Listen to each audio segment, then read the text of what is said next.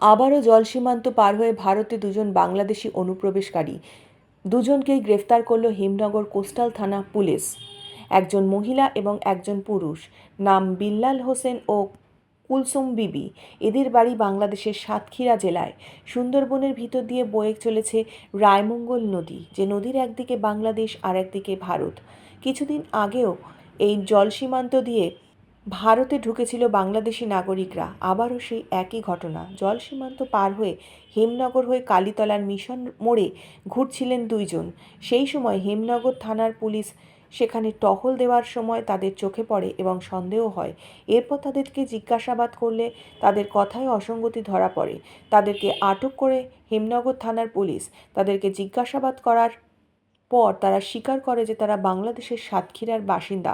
অবৈধভাবে জলসীমান্ত ব্যবহার করে তারা ভারতে ঢুকেছিল। Bureau report, news 824।